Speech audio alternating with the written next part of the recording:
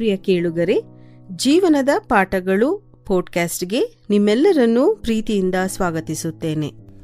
ನಮ್ಮ ಜೀವನದಲ್ಲಿ ಕೆಲವರು ನಮ್ಮನ್ನ ನೋಯಿಸ್ತಾರೆ. ಕೆಲವರು ಮಾತಿನಿಂದ, ಕೆಲವರು ದ್ರೋಹದಿಂದ, ಕೆಲವರು ನಿರ್ಲಕ್ಷ್ಯದಿಂದ, ಕೆಲವರು ಮೋಸದಿಂದ. ಕೆಲವು ಗಾಯಗಳು ದೇಹದಲ್ಲಿ ಅಲ್ಲ, ಹೃದಯದಲ್ಲಿ ಇರ್ತವೆ. ಕೆಲವು ವರ್ಷಗಳಾದ್ರೂ ಹೇಳ್ತಾರೆ, ನಾನು ಅವನನ್ನ ಕ್ಷಮಿಸೋದಿಲ್ಲ, ಅವಳು ನನಗೆ ಮಾಡಿದ್ದನ್ನ ಮರೆಯೋದಿಕ್ಕೆ ಸಾಧ್ಯ ಇಲ್ಲ. ಆದ್ರೆ ಪ್ರಶ್ನೆ ಇದು, ಕ್ಷಮಿಸದೇ ಇರೋದ್ರಿಂದ ಯಾರಿಗೆ ಹೆಚ್ಚು ನೋವು, ಅವರಿಗೇನಾ ಅಥವಾ ನಮ್ಗೇನಾ?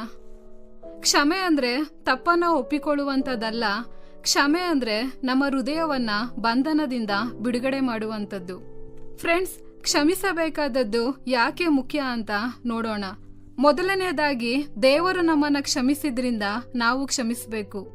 ನಾವೆಲ್ಲರೂ ತಪ್ಪು ಮಾಡಿದವರು, ದೇವರ ಮುಂದೆ ಪಾಪಿಗಳು, ದುರ್ಬಲರು, ಅಪೂರ್ಣರು. ಆದ್ರೂ ದೇವರು ನಮ್ಮನ್ನ ತಳ್ಳಿ ಬಿಡ್ಲಿಲ್ಲ. ಬೈಬಲ್ ಹೀಗೆ ಹೇಳ್ತದೆ, ಎಫೆಸದವರಿಗೆ ಬರೆದ ಪತ್ರಿಕೆ 4ನೇ ಅಧ್ಯಾಯ 32ನೇ ವಚನ, ಒಬ್ಬರಿಗೊಬ್ಬರು ಉಪಕಾರಿಗಳಾಗಿಯೂ ಕರುಣೆಯುಳ್ಳವರಾಗಿಯೂ ಕ್ಷಮಿಸುವವರಾಗಿಯೂ ಇರ್ರಿ, ದೇವರು ನಿಮಗೆ ಕ್ರಿಸ್ತನಲ್ಲಿ ಕ್ಷಮಿಸಿದನಲ್ಲ. ಯೇಸು ಕ್ರಿಸ್ತನು ಶಿಲುಬೆಯಲ್ಲಿ ಏನು ಹೇಳಿದನು ಗೊತ್ತಾ? ಲೂಕನು ಬರೆದ ಸುವಾರ್ತೆ 23ನೇ ಅಧ್ಯಾಯ 34ನೇ ವಚನ, ಯೇಸು, ತಂದೆಯೇ ಅವರಿಗೆ ಕ್ಷಮಿಸು, ತಾವು ಏನು ಮಾಡುತ್ತೇವೆಂಬುದನ್ನು ಅರಿಯರು ಅಂದನು. ಆತನನ್ನ ಒಡೆದವರಿಗೂ ಯೇಸು ಕ್ಷಮೆ ಕೇಳಿದನು. ಎರಡನೆಯದಾಗಿ, ಕ್ಷಮಿಸದೇ ಇರುವಂತ ಹೃದಯ ವಿಷದಂತೆ ಇರುತ್ತದೆ. ಕೋಪ, ದ್ವೇಷ, ಬೇಸರ ಇವು ನಿಧಾನವಾಗಿ ಮನಸ್ಸನ್ನ ನಾಶ ಮಾಡ್ತವೆ. ಉದಾಹರಣೆಗೆ, ಒಂದು ವ್ಯಕ್ತಿ ಪ್ರತಿದಿನ ತನ್ನ ಬ್ಯಾಗಲ್ಲಿ ಒಂದು ಕಲ್ಲನ್ನ ಹಾಕ್ತಾ ಇದ್ದ. ಯಾರಾದ್ರೂ ಅವನಿಗೆ ನೋವು ಕೊಟ್ರೆ ಮತ್ತೊಂದು ಕಲ್ಲನ್ನ ಅದರಲ್ಲಿ ಹಾಕ್ತಾ ಇದ್ದ. ಕೆಲವು ದಿನಗಳಲ್ಲಿ ಬ್ಯಾಗ್ ತುಂಬಾ ಭಾರ ಆಯ್ತು. ಒಬ್ಬ ಸ್ನೇಹಿತ ಕೇಳ್ದ, ಈ ಒಂದು ಭಾರವನ್ನ ನೀನ್ ಯಾಕೆ ಹೊತ್ಕೊಂಡಿದೀಯ? ಅವನು ಹೇಳ್ದ, ಜನ ನನಗೆ ಮಾಡಿದಂತ ನೋವು. ಸ್ನೇಹಿತ ಹೇಳ್ದ, ಅವರು ತಮ್ಮ ಜೀವನದಲ್ಲಿ ಸಂತೋಷವಾಗಿದ್ದಾರೆ, ಆದ್ರೆ ನೀನು ಅವ್ರ ನೋವನ್ನ ಇನ್ನೂ ಹೊತ್ಕೊಂಡಿದೀಯ. ಫ್ರೆಂಡ್ಸ್, ಕ್ಷಮಿಸದೇ ಇರುವಂತ ಹೃದಯ ಕಲ್ಲಿನ ಬ್ಯಾಗ್ ಒತ್ತಂತೆ ಇರುತ್ತದೆ. ಮೂರನೇದಾಗಿ, ಕ್ಷಮೆ ನಮಗೆ ಸ್ವಾತಂತ್ರ್ಯವನ್ನ ಕೊಡುತ್ತದೆ. ಕ್ಷಮೆ ಅಂದ್ರೆ ನೀನ್ ಮಾಡಿದ್ದು ಸರಿ ಅಂತ ಹೇಳುವಂತದ್ದಲ್ಲ, ನಾನು ಆ ನೋವಿನ ಬಂಧನದಿಂದ ಹೊರ ಬರ್ತೇನೆ ಅಂತ ಹೇಳುವಂಥದ್ದು. ಉದಾಹರಣೆಗೆ, ಬೈಬಲ್ನಲ್ಲಿ ನೋಡೋದಾದ್ರೆ, ಯೋಸೇಪನು ತನ್ನ ಸಹೋದರರಿಂದ ದ್ರೋಹಕ್ಕೊಳಗಾದ, ಅವನನ್ನ ಮಾರಿದ್ರು, ಅವನ ಜೀವನವನ್ನ ಹಾಳು ಮಾಡೋದಿಕ್ಕೆ ಪ್ರಯತ್ನಿಸಿದ್ರು. ಆದ್ರೆ ನಂತರ ಅಧಿಕಾರಕ್ಕೆ ಬಂದಾಗ ಯೋಸೇಪನು ಪ್ರತೀಕಾರ ಮಾಡಲಿಲ್ಲ. ಆದಿಕಾಂಡ 50ನೇ ಅಧ್ಯಾಯ 20ನೇ ವಚನ ಹೇಳ್ತದೆ, ನೀವಂತೂ ನನಗೆ ಕೇಡಾಗಬೇಕೆಂದು ಎಣಿಸಿದ್ದೀರಿ, ಆದ್ರೆ ದೇವರು ಮೇಲಾಗಬೇಕೆಂದು ಸಂಕಲ್ಪಿಸಿದ್ದನು. ಕ್ಷಮೆ ಪ್ರತೀಕಾರಕ್ಕಿಂತ ದೊಡ್ಡ ಶಕ್ತಿ. ನಾಲ್ಕನೆಯದಾಗಿ, ಕ್ಷಮೆ ಸಂಬಂಧಗಳನ್ನ ಗುಣಪಡಿಸ್ತದೆ. ಬಹಳ ಕುಟುಂಬಗಳು ಒಡೆದು ಹೋಗಿರುವಂಥದ್ದು ಹಣದಿಂದ ಅಲ್ಲ, ಕ್ಷಮೆಯ ಕೊರತೆಯಿಂದ. ಸ್ನೇಹಗಳು ಮುರಿತವೆ, ದಂಪತಿಗಳು ದೂರ ಆಗ್ತಾರೆ, ಸಹೋದರರು ಮಾತಾಡೋದಿಲ್ಲ. ಆದ್ರೆ ಕ್ಷಮೆ ಬಂದಾಗ ಸಂಬಂಧಗಳು ಪುನಃ ಜೀವವನ್ನ ಪಡೆದುಕೊಳ್ತವೆ. ಐದನೆಯದಾಗಿ, ಕ್ಷಮೆ ನಮ್ಮ ಆರೋಗ್ಯಕ್ಕೂ ಒಳ್ಳೆಯದು. ವೈಜ್ಞಾನಿಕವಾಗಿ ಕೂಡ ಕೋಪ ಮತ್ತು ದ್ವೇಷ ಒತ್ತಡವನ್ನ ಹೆಚ್ಚಿಸ್ತದೆ, ನಿದ್ರೆ ಕಳೆದು ಹೋಗ್ತದೆ, ರಕ್ತದ ಒತ್ತಡ ಹೆಚ್ಚಿಸ್ತದೆ, ಮನಸ್ಸಿನ ಶಾಂತಿ ಕೂಡ ಕಳೆದು ಹೋಗ್ತದೆ. ಆದ್ರೆ ಕ್ಷಮೆ ಮನಸ್ಸಿಗೆ ಶಾಂತಿಯನ್ನ ಕೊಡ್ತದೆ, ಹೃದಯವನ್ನ ಹಗುರ ಮಾಡ್ತದೆ, ಸಂತೋಷವನ್ನ ಮರಳಿ ತರ್ತದೆ. ಆರನೆಯದಾಗಿ, ಕ್ಷಮೆ ದುರ್ಬಲತನವಲ್ಲ, ಅದು ಬಲ. ಕೆಲವರು ಯೋಚಿಸ್ತಾರೆ, ಕ್ಷಮಿಸಿದ್ರೆ ನಾನ್ ದುರ್ಬಲನಾಗ್ತೇನೆ. ಖಂಡಿತವಾಗಿಯೂ ಇಲ್ಲ. ಪ್ರತೀಕಾರ ಮಾಡುವಂಥದ್ದು ಸುಲಭ, ಕ್ಷಮಿಸುವಂಥದ್ದು ಕಷ್ಟ. ಆದ್ರಿಂದ ಕ್ಷಮಿಸುವವರು ದುರ್ಬಲರು ಅಲ್ಲ, ಅವರು ಬಲವಾದವರು. ಒಂದು ಸಣ್ಣ ಹಳ್ಳಿಯಲ್ಲಿ ಆನಂದ್ ಅನ್ನುವಂತ ಬಾಲಕ ತನ್ನ ತಂದೆ ತಾಯಿಯೊಂದಿಗೆ ವಾಸ ಮಾಡ್ತಾ ಇದ್ದ. ಅವನ ತಂದೆ ರಮೇಶ್ ತುಂಬಾ ಪ್ರಾಮಾಣಿಕ ಮತ್ತು ಶ್ರಮಜೀವ ವ್ಯಕ್ತಿ. ಹಳ್ಳಿಯ ಜನರು ಆತನನ್ನ ಗೌರವಿಸ್ತಾ ಇದ್ರು. ಆದ್ರೆ ಅದೇ ಹಳ್ಳಿಯಲ್ಲಿ ಗೌರವ್ ಅನ್ನುವಂತ ಒಬ್ಬ ಶ್ರೀಮಂತ ವ್ಯಕ್ತಿ ಇದ್ದ. ಅವನ ಅಹಂಕಾರಿಯಾಗಿದ್ದ ಮತ್ತು ಬಡವರನ್ನ ಕಡಿಮೆ ಮಾಡಿ ಮಾತಾಡ್ತಾ ಇದ್ದ. ಒಂದಿನ ಹಳ್ಳಿ ಸಭೆಯಲ್ಲಿ ಎಲ್ಲರ ಮುಂದೆ ಗೌರವ್ ರಮೇಶ್ ಅವ್ರನ್ನ ಅವಮಾನಿಸ್ತಾನೆ. ಅವನ್ ಜೋರಾಗಿ ಹೇಳ್ತಾನೆ, ನಿನ್ನಂತ ಬಡವನಿಗೆ ಇಲ್ಲಿ ಮಾತನಾಡೋದಿಕ್ಕೆ ಹಕ್ಕೇ ಇಲ್ಲ.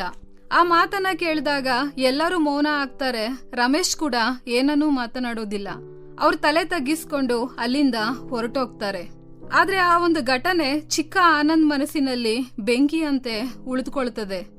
ಆ ದಿನದಿಂದ ಆನಂದ್ ಮನಸ್ಸಿನಲ್ಲಿ ಹೇಳ್ಕೊಳ್ತಾನೆ, ಒಂದು ದಿನ ನಾನು ಮಹೇಶ್ಗೆ ಉತ್ತರ ಕೊಡ್ತೇನೆ, ಅವನನ್ನ ನಾನೆಂದಿಗೂ ಕ್ಷಮಿಸೋದಿಲ್ಲ.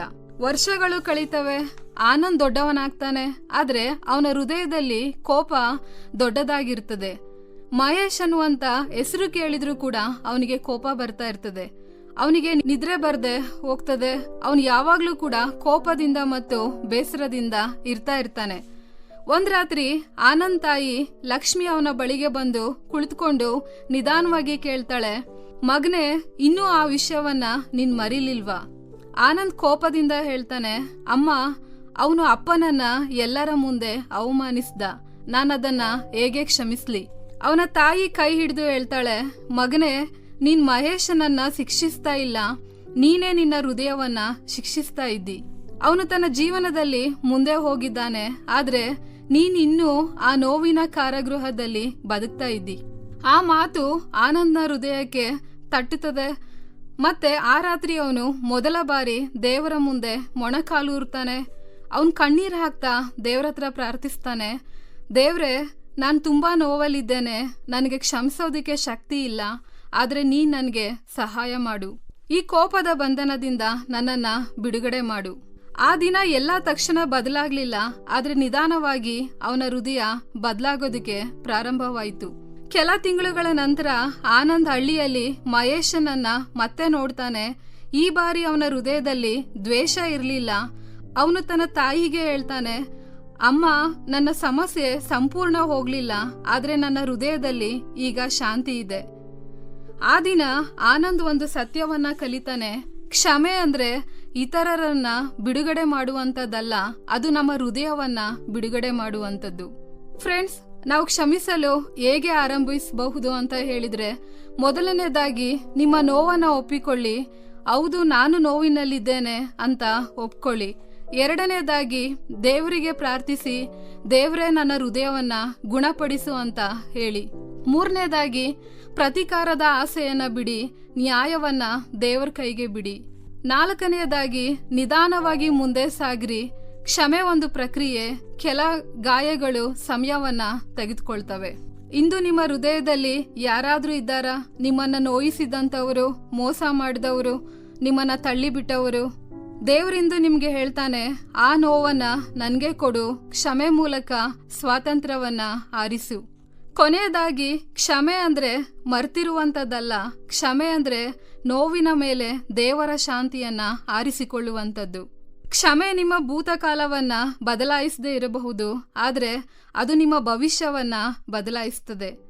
ನೀವು ಕ್ಷಮಿಸಿದಾಗ ನಿಮ್ಮ ಹೃದಯ ಹಗುರವಾಗ್ತದೆ, ಮನಸ್ಸು ಶಾಂತಿ ಆಗ್ತದೆ, ಸಂಬಂಧಗಳು ಗುಣವಾಗ್ತವೆ, ದೇವರ ಕೃಪೆ ನಿಮ್ಮ ಜೀವನದಲ್ಲಿ ಕಾರ್ಯ ಮಾಡ್ತದೆ. ಹಾಗಾಗಿ ಇಂದು ಒಂದು ನಿರ್ಧಾರವನ್ನ ಮಾಡಿ, ದೇವರೇ, ನನ್ನನ್ನ ನೋಯಿಸಿದವರನ್ನ ಕ್ಷಮಿಸೋದಿಕ್ಕೆ ನನಗೆ ಸಹಾಯ ಮಾಡು. ಪ್ರತೀಕಾರದ ಮನಸ್ಸಿನಿಂದ ಅಲ್ಲ, ಪ್ರೀತಿಯ ಹೃದಯದಿಂದ ನಡೆಯೋದಿಕ್ಕೆ ಸಹಾಯ ಮಾಡು. ನಾನು ದ್ವೇಷವನ್ನು ಅಲ್ಲ, ಕ್ಷಮೆಯನ್ನ ಆರಿಸುತ್ತೇನೆ ಎಂಬುದಾಗಿ. ಈ ಕಾರ್ಯಕ್ರಮದ ಬಗ್ಗೆ ನಿಮ್ಮ ಅಭಿಪ್ರಾಯ, ಸಲಹೆಗಳು ಹಾಗೂ ಯಾವುದೇ ಪ್ರಾರ್ಥನಾ ಮನವಿಗಳಿದ್ದಲ್ಲಿ ನಮ್ಮ ದೂರವಾಣಿ ಸಂಖ್ಯೆಗೆ ನೀವು ಕರೆ ಮಾಡಬಹುದು. ನಮ್ಮ ದೂರವಾಣಿ ಸಂಖ್ಯೆ 992026065453. ನಿಮ್ಮ ಅಭಿಪ್ರಾಯಗಳನ್ನು ಇಮೇಲ್ ಮೂಲಕವೂ ನಮಗೆ ತಿಳಿಸಬಹುದು. ನಮ್ಮ ಇಮೇಲ್ ID info@fibaonline.org. ವಂದನೆಗಳು.